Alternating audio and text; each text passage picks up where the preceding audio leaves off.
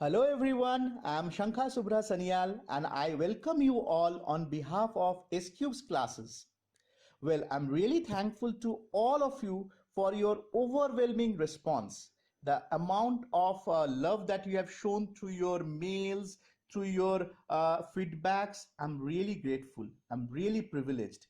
This lecture of ours is dedicated to discussion on rational numbers.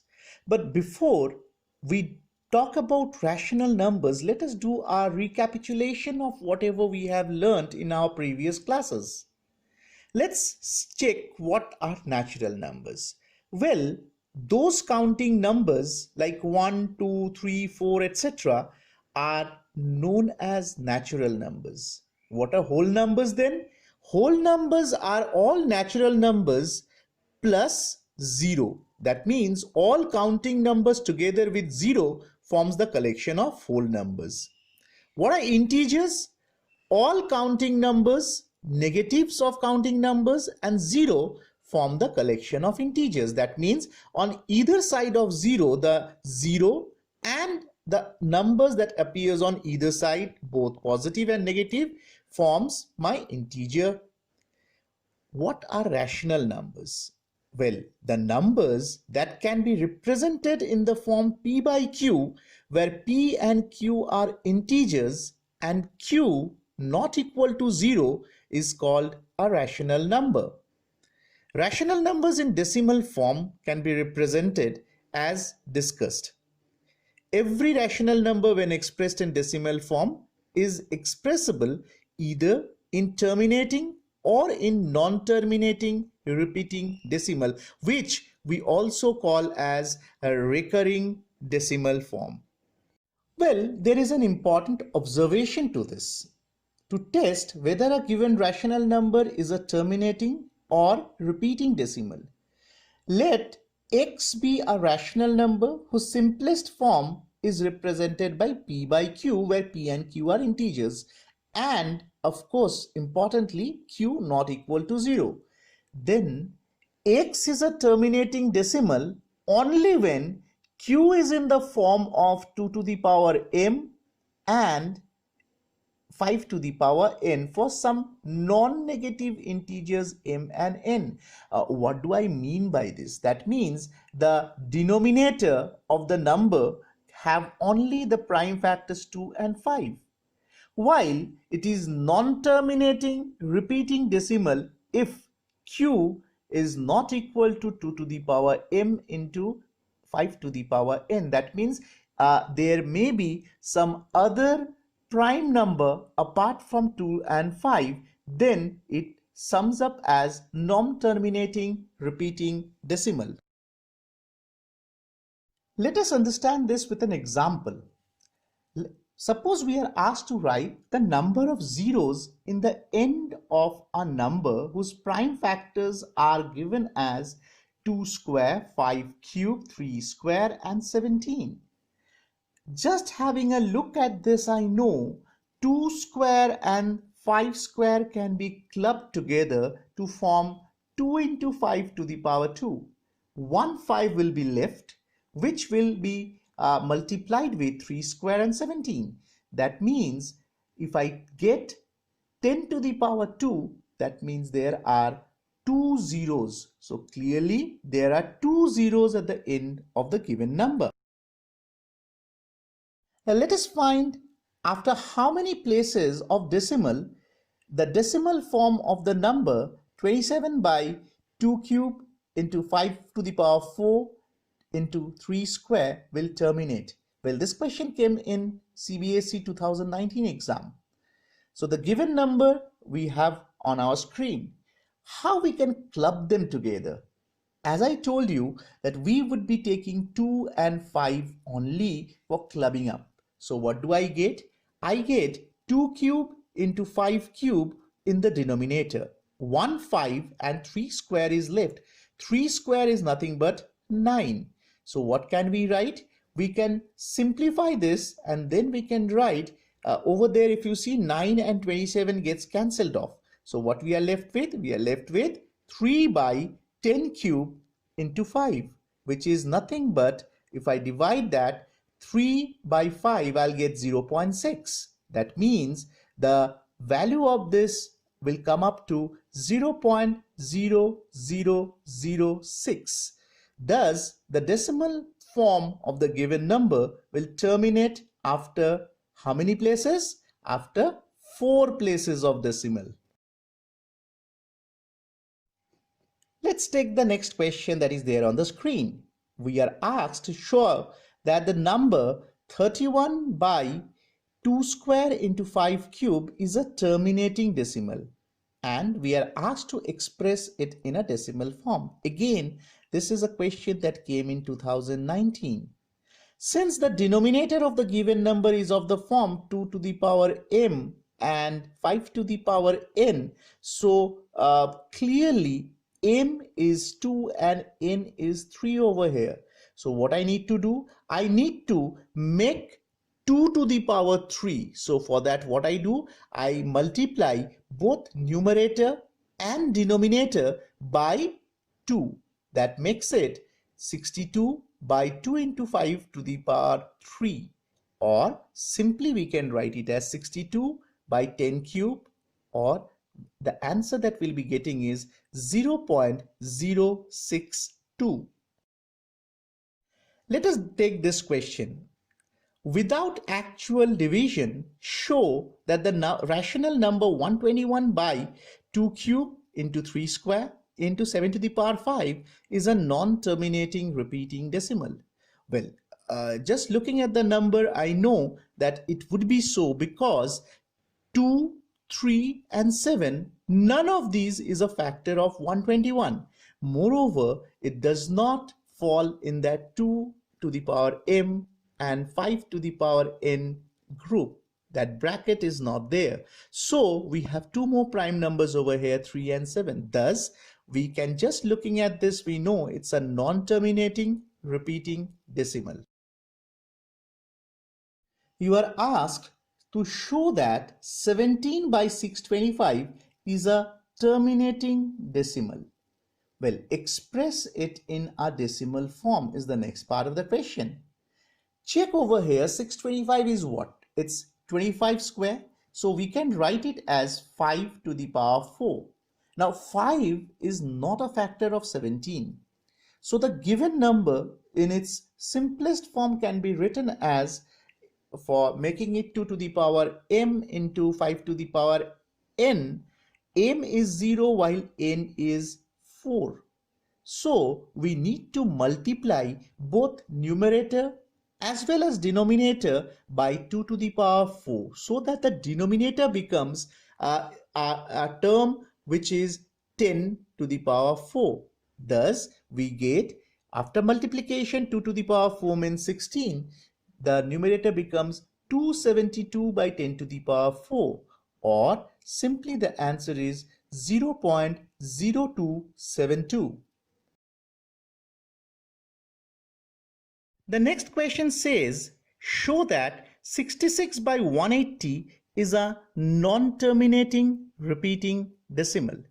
Now, if I take out the HCF of 66 and 180, it would be 6.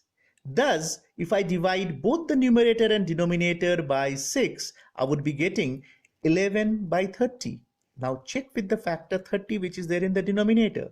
The factors of 30 is 2, 3 and 5, and none of 2, 3 and 5 is a factor of 11. Thus, 11 by 30 is the simplest form. So, 11 by 30 and hence 66 by 180 is a non-terminating repeating decimal because the denominator cannot be expressed in the form 2 to the power m into 5 to the power n.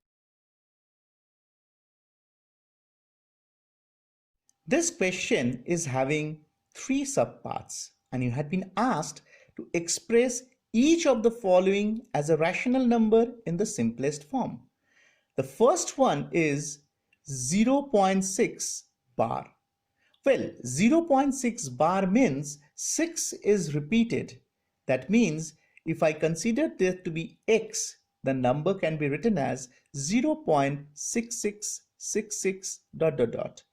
Now, since only one number is there after the decimal which is getting repeated, let us multiply this by 10. 10x is equal to 6.66. Now let us subtract equation number 1 from equation number 2. What am I left with? I'm left with 9x is equal to 6, or simply x can be represented as 2 by 3. Thus 0.6 bar is nothing but 2 by 3. Coming to the next question, it says the number is 1.8 bar. Again, since there is one number after the decimal which is getting repeated, that is 1.88888, I'll multiply this number by 10. And what I will be getting? I'll be getting 18.888. Just like the previous question, if I subtract equation number 1 from equation number 2, I'd be left with 9x is equal to 17, or simply x is equal to 17 by 9, which in the mixed fraction format can be represented as 1, 8 by 9. Thus, 1.8 bar can be represented as 1, 8 by 9. The next question over here talks about what? Just check. It's a little different. Here, I have one number after decimal which is non-repetitive, but one number is repetitive. So x is equal to 0.16 bar. What am I supposed to do? The first thing that I'm going to do over here is remove the one which is not repetitive from the one which is repetitive. So if I segregate them, I need to multiply equation 1 by 10. So now it becomes 1.66666. Check this number, you would find that the number which is after the decimal is getting repeated. Now we do the same procedure that we have done for the previous questions. So we need to segregate this, and what I'll be doing, I'll be multiplying this by 10. So it becomes 100x is equal to 16.666. If I now subtract equation number 2 from equation number 3, I'm left with 90x is equal to 15, or simply after cancelling we get x is equal to 1 by 6. Thus 0.16 bar can be written as 1 by 6. Let me express 0.32 whole bar as a fraction in the simplest form. Check this.